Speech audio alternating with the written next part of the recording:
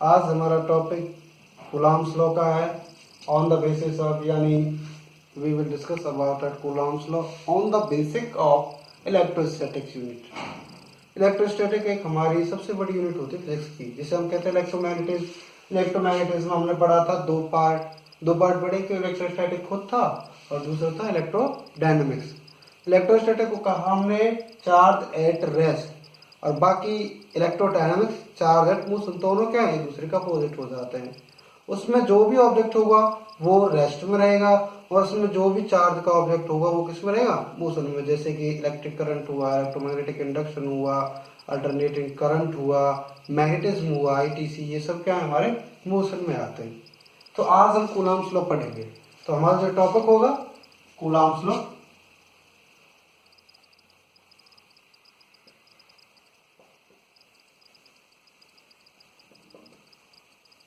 Coulomb's law topic है हमारा। Coulomb's law में क्या आता है, कूलॉम्स लॉ में हमारा फोर्स क्रिएट होता है, लेकिन वो फोर्स दो चीजों को क्रिएट करता है। एक तो अट्रैक्शन क्रिएट करता है और एक रिपल्सन क्रिएट करता है। द फोर्स ऑफ अट्रैक्शन और रिपल्सन। अब ये होते किस किसके बीच में, दो पॉइंट चार्ज के बीच में। दो पॉइंट चार्ज होंगे वो डायरेक्टली प्रोपोर्शनल भी होंगे, और उनके बीच की जो डिस्टेंस होगी वो स्क्वायर होगी। तो कैसे, और हम इसका स्टेटमेंट देख लेते हैं। The force of attraction, force of attraction or repulsion between two point charge is directly proportional to the product of their charge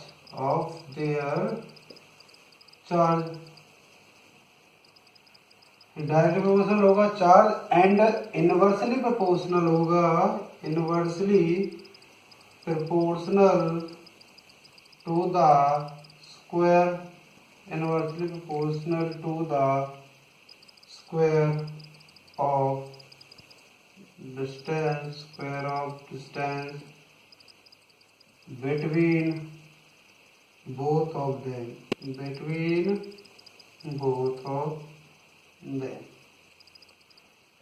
students हमारा एक ये टॉपिक है इसका कूलॉम्स लॉ का।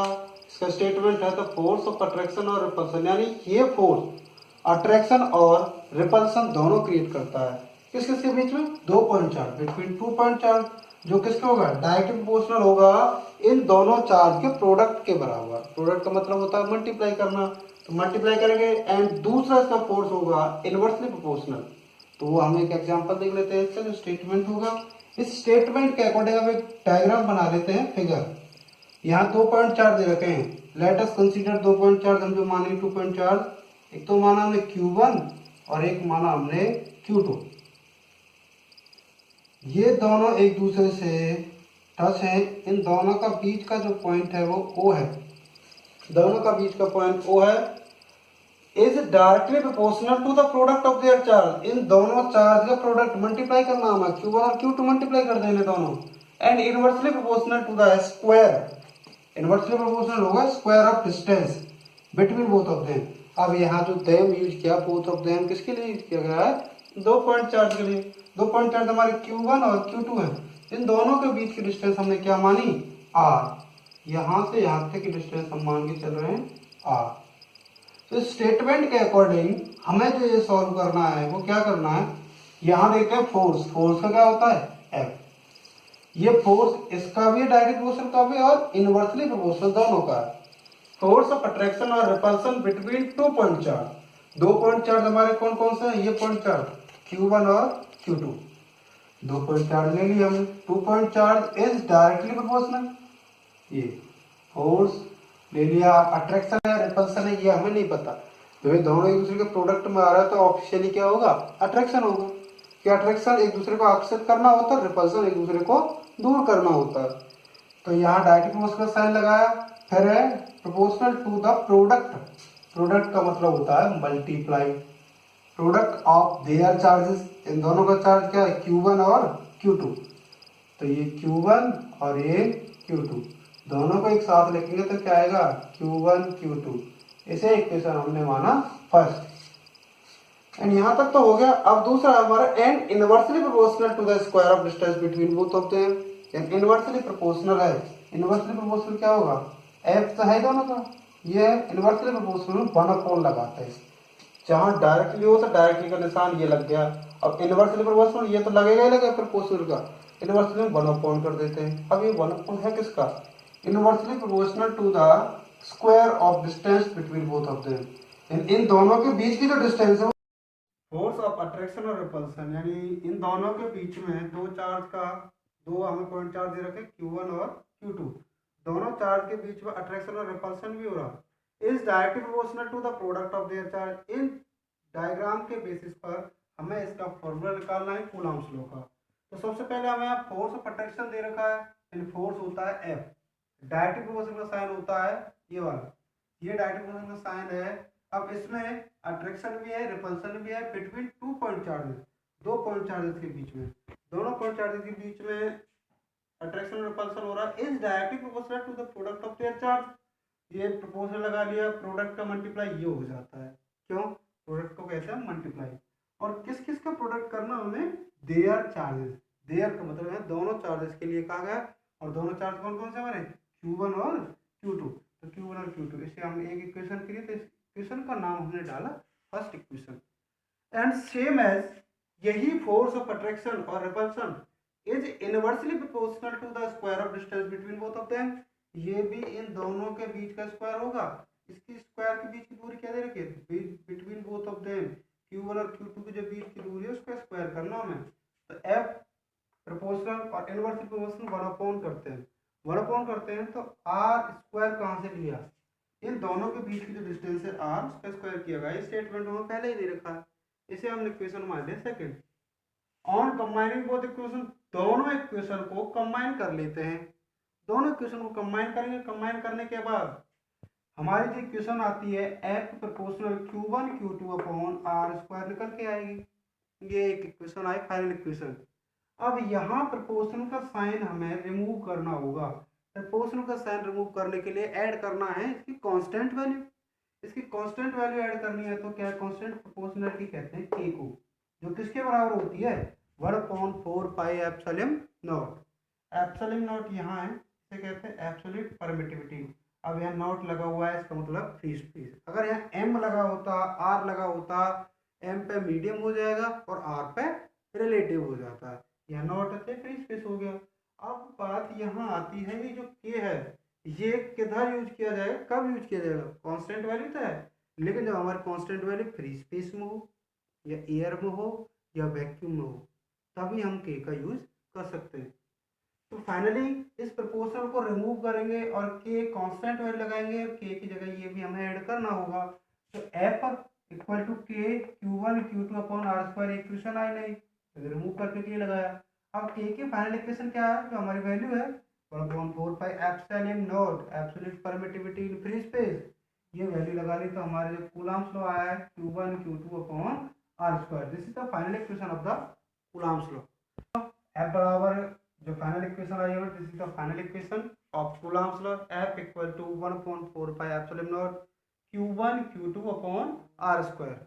अब हमें इतना पता है कि 1/4 पाई एप्सिलॉन नॉट किसकी वैल्यू है, K की, जिसे हम क्या नाम दे रहे हैं, कांस्टेंट प्रोपोर्शनलिटी। अब इसी K की वैल्यू हमें निकाल ली होगी, यानी इसकी ऐसा यूनिट भी निकाल ली होगी, डायमेंशनल फार्मूला भी निकालना होगा और इसकी एग्जैक्ट वैल्यू, न्यूमेरिकल वैल्यू भी निकाल ली होगी हमें। एंड द न्यूमेरिकल वैल्यू से पहले हम इसकी एसआई यूनिट निकाल लेते हैं, SI unit of K, SI unit of K, K की वैल्यू हम निकाल लेते हैं। तो F बराबर क्या है, K Q1 Q2 upon R square. K बराबर निकालेंगे तो कितना आ जाएगा, F R square upon Q1 Q2।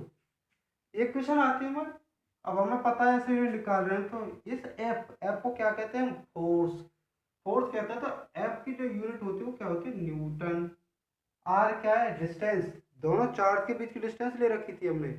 Distance को हम किस में लेते हैं, मीटर है, स्क्वायर है तो ये हो गया मीटर स्क्वायर अपॉन चार्ज की होती है कूलाम, और दो चार्ज है तो कूलाम स्क्वायर हो गए। तो के की फाइनल ऐसे यूनिट हम क्या लिखेंगे, न्यूटन मीटर स्क्वायर पर कूलाम स्क्वायर। के की वैल्यू आ गई, के बराबर न्यूटन मीटर स्क्वायर पर कूलाम स्क्वायर। ये तो आ गई एसआई यूनिट। अब एसआई यूनिट को हम चेंज कर सकते हैं सीजीएस यूनिट में। अब इसकी सीजीएस यूनिट बताओ भाई, की सीजीएस यूनिट क्या होगी। CGS unit it is the smallest unit of SI unit, यानी सीजीएस एसआई की छोटी यूनिट होती है। यानी जैसे अब मीटर है उसे सेंटीमीटर में चेंज किया जाता है, किलोग्राम उसे ग्राम में चेंज किया जाता है। यही हम पता लगा लेंगे। न्यूटन, न्यूटन को लिखा जाता है डाइन, ये प्रश्न क्लास में हम पढ़ चुके हैं। मीटर, मीटर को लिखा जाएगा सेंटीमीटर स्क्वायर है तो सेंटीमीटर स्क्वायर हो जाएगा, और इसका हो जाएगा कूलाम। अगर चेंज करना चाहें तो इसका एक और चेंज हो जाएगा स्टेट कूलाम, स्टेट कूलाम दोनों लिख सकते हैं, क्योंकि स्टेट कूलम इसकी सीजीएस यूनिट हो जाती है चार्ज की। तो सीजीएस यूनिट हमने के की निकाली। अब हमें फाइनली के की वैल्यू निकालनी है डायमेंशनल फॉर्मूला ऑफ के। अब के का डायमेंशनल फॉर्मूला निकालिए। के का डायमेंशनल फॉर्मूला क्या होगा, जैसे हमने ऐसे यूनिट निकाली सेम इसी तरीके से हम डायमेंशनल फॉर्मूला निकाल सकते हैं सिंपल वे में। के बराबर क्या होता है, न्यूटन मीटर स्क्वायर पर कूलम स्क्वायर। सीजीएस यूनिट से भी निकाल सकते हैं, एसआई यूनिट निकाल सकते हैं, और इस फॉर्मूले से भी निकाल सकते हैं। दो तरीके से निकालते हैं। फॉर्मूले का क्या होता है, फोर्स का M L T minus two, force की डायमेंशन फॉर्मूला होती है M L T minus two, और ये हमने ब्रैकेट में बंद किया। आर स्क्वायर डिस्टेंस है, और आर को किस में लिखा जाता है, लेंथ में, यानी डिस्टेंस का डायमेंशन फॉर्मूला लेंथ लिया जाता है एल, और स्क्वायर है तो स्क्वायर हो गया अपॉन क्यू, यानी चार्ज का डायमेंशन फॉर्मूला होता है 80, और दो हैं तो दोनों का 80 इंटू में 80 से सॉल्व करेंगे तो आएगा M L three T minus two, और ये दोनों हो जाएंगे ऊपर जाकर हो जाएंगे ए माइनस टू और टी माइनस टू। सॉल्व करके कितना आ गया, M L three T minus four A minus two. This is the dimensional formula of K, यानी के का डायमेंशनल फॉर्मूला आ चुका है। के का डायमेंशनल फॉर्मूला हमने लिख लिया। एक तरीके से और निकाल सकते थे, ये तो हमने फॉर्मूले से निकाला है, तरीका एक ये भी था न्यूटन। और कर लेते हैं हम इसे, इसका भी निकाल के देख ले। न्यूटन है के, हमें पता है न्यूटन मीटर स्क्वायर पर कूलम स्क्वायर होता है, के का लिख लिया। न्यूटन को क्या लिखा जाता है, जो ऐसे यूनिट होती है न्यूटन की, किलोग्राम मीटर पर सेकंड स्क्वायर, ये लिख लेते हैं किलोग्राम मीटर पर सेकंड स्क्वायर। एक मीटर ऊपर है और नीचे कूलम स्क्वायर है। आप लिख सकते हैं आसानी से हम। किलोग्राम को क्या लिखा जाता है, डायमेंशन फॉर्मूला एम मास। ये मीटर दो हो गए, एक और दो कितने हो गए, तीन, तो मीटर को क्या लिखा जाता है एल, और ये तीन है तो एल थ्री अपॉन में स्क्वायर है, सेकंड को टी लिखा जाता है, स्क्वायर तो टी स्क्वायर, और इसे लिखा जाएगा ए स्क्वायर टी स्क्वायर, क्योंकि चार्ज का जो डायमेंशन फॉर्मूला ए टी होता है। इसे सॉल्व करेंगे तो हमारा जो इक्वेशन आएगा, डायमेंशन फॉर्मूला आएगा, वो क्या आएगा, एम एल थ्री, ऊपर जाएंगे तो क्या हो जाएंगे, T minus four A minus two. This is the dimension formula of K, यानी के का डायमेंशन फॉर्मूला आ जाता है हमारा। इसी तरीके से भी यही है और इस तरीके से भी यही है, दोनों तरीके से हमने निकाल लिया। अब बात ये आती है कि कूलम्स लॉ हमने निकाला, कूलम्स लॉ निकाला equal to 1/4 epsilon nought Q1 Q2 upon R square, ये वैल्यू निकाली। तो इसे हम कहते हैं absolute permittivity in free space, absolute permittivity in free space कहते हैं। तो इसकी भी हमें एसआई यूनिट, इसका भी हमें डायमेंशनल फॉर्मूला दोनों निकालने होंगे, दोनों सॉल्व करने होंगे। दोनों सॉल्व करेंगे तो इसकी वैल्यू भी निकल के आएगी, लेकिन इसकी वैल्यू बशर्ते किससे निकल के आएगी, के से। जब हमें के की एसआई यूनिट और के की डायमेंशनल फॉर्मूला और के की वैल्यू पता होगी, तो के की वैल्यू क्या होती है, वैल्यू ऑफ के, वैल्यू ऑफ के हमें याद होनी चाहिए। के की वैल्यू होती है 9 इंटू 10⁹ न्यूटन मीटर स्क्वायर पर कूलम स्क्वायर। हम बिठा देते हैं न्यूटन मीटर स्क्वायर पर कूलम स्क्वायर, ये इसकी वैल्यू होती है। And the value, now the value of absolute permittivity in free space का निकालेंगे। तो वी नो दैट, हम जानते हैं कि जो एफ है के बराबर होता है 1/4 पाई एब्सोल्यूट नॉट होती है। तो यहाँ एब्सोल्यूट नॉट बराबर निकालेंगे, तो क्या आ जाएगी 1/4 पाई के आ गई। अब के की हमें वैल्यू पता है, 4 होता है, पाई की हमें वैल्यू, सब की हमें वैल्यू पता है, तो हम आसानी से इसकी वैल्यू निकाल सकते हैं। तो एब्सोल्यूट नॉट की वैल्यू निकालने के लिए क्या करेंगे 1/4, और पाई की वैल्यू क्या लिखेंगे 3.14, और के की वैल्यू क्या लिखेंगे 9 × 10⁹ तो सॉल्व करके जो इसकी वैल्यू आती है, 8.85 ×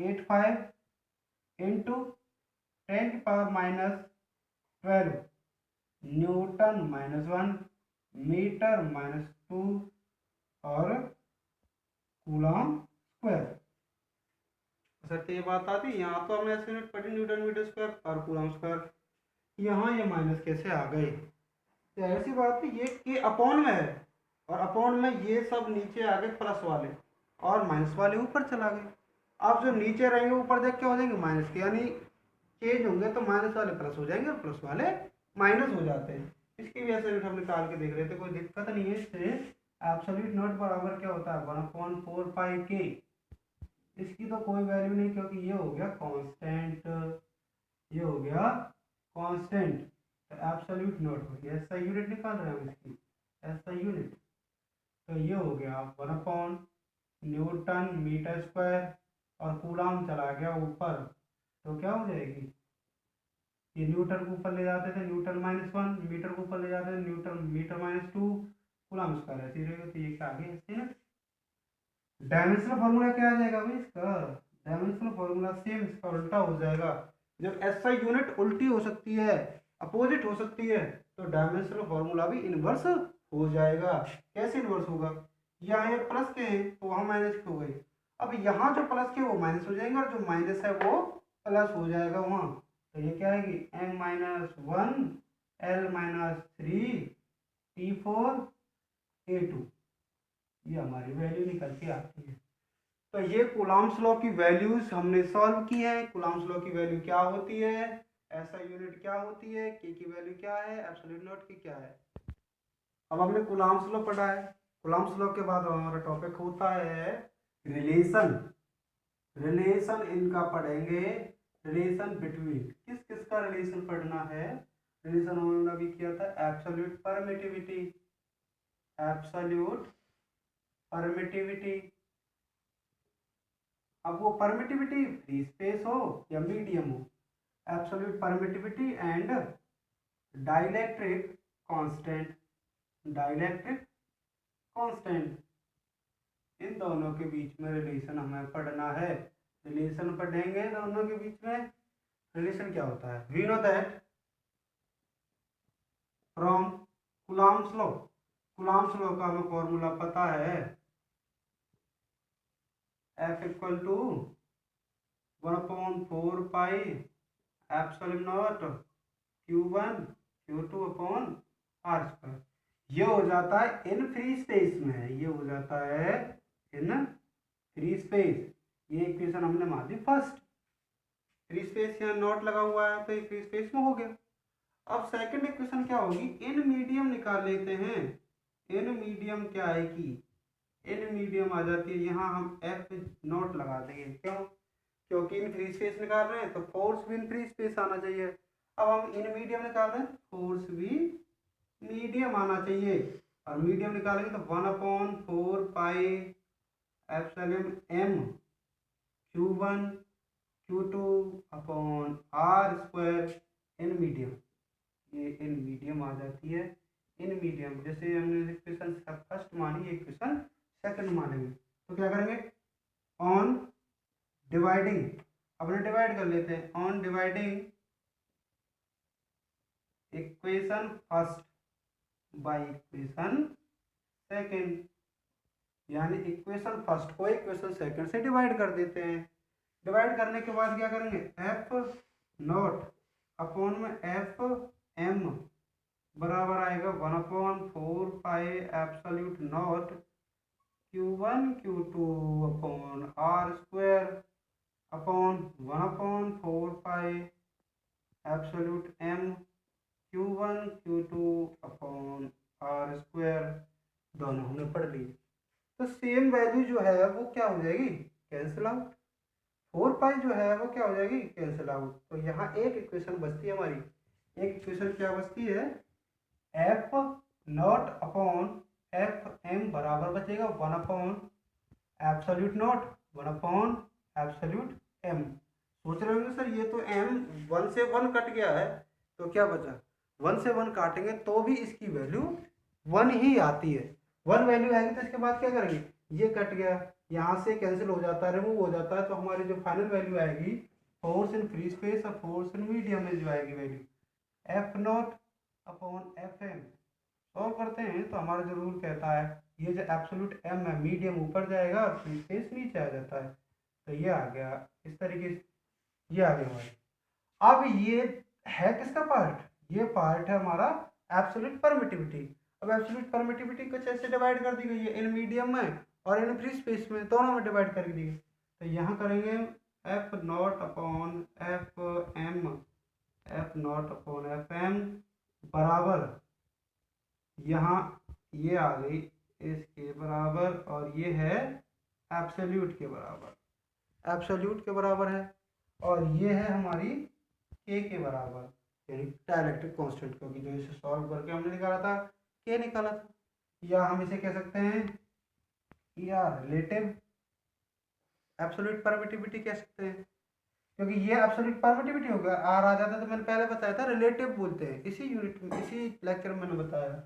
तो अब यहाँ क्या करेंगे, इसकी जगह हम लगा देंगे के, और इसकी जगह क्या यूज करेंगे, एब्सोल्यूट, या फिर ऐसे कर लेते हैं इसे ई आर, ये क्या आ जाती है हमारी relation. This is the relation between absolute permittivity and dielectric constant। ये हमारा रिलेशन आया, कंप्लीट होता है। अब इसी रिलेशन को समझने के लिए इससे अगला टॉपिक हमें जो पढ़ना होगा वो चार्ज का है। चार्ज का जब तक हम नहीं पढ़ेंगे तो आगे चार्ज से रिलेटेड जो भी हमें न्यूमेरिकल करने हैं वो न्यूमेरिकल सॉल्व नहीं हो पाएंगे। चार्ज, नेक्स्ट टॉपिक जो है कंजर्वेशन ऑफ चार्ज। ये किस लिए कर रहे हैं हम, जो हमारा रिलेशन किया था हमने, रिलेशन के लिए हमें चार्ज समझना होगा। चार्ज को करने के बाद इससे रिलेटेड जो भी न्यूमेरिकल होंगे वो सॉल्व किए जाएंगे। तो चार्ज क्या चीज होती है, charge can neither be created, ना तो चार्ज को क्रिएट किया जा सकता है, can neither be created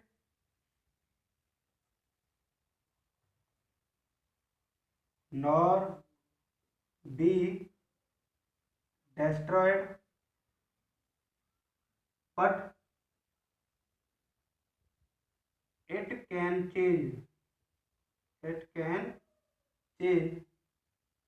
from one body to another body, one body to another body, यानी एक बॉडी से दूसरी बॉडी में ट्रांसफर किया जा सकता है। यानी चार्ज को ना तो क्रिएट किया कर सकते हैं और ना ही डिस्ट्रॉय कर सकते हैं, लेकिन इसे एक जगह से, एक कंडक्टर से, एक ऑब्जेक्ट से या एक बॉडी से दूसरी बॉडी में ट्रांसफर कर सकते हैं। अब ये जो चार्ज होता है, चार्ज ऑलवेज भी आइसोलेटेड एंड कांस्टेंट, चार्ज हमेशा आइसोलेटेड चार्ज होगा। वो कैसे, देखते हैं। The charge always be charge always be isolated constant।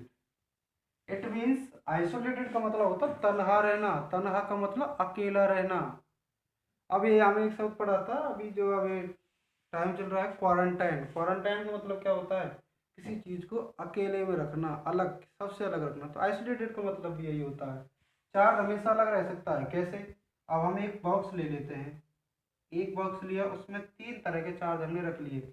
एक तो +3C यानी, और एक +2C, और एक ले लिया -2C ले लेते हैं, ये ले लिया।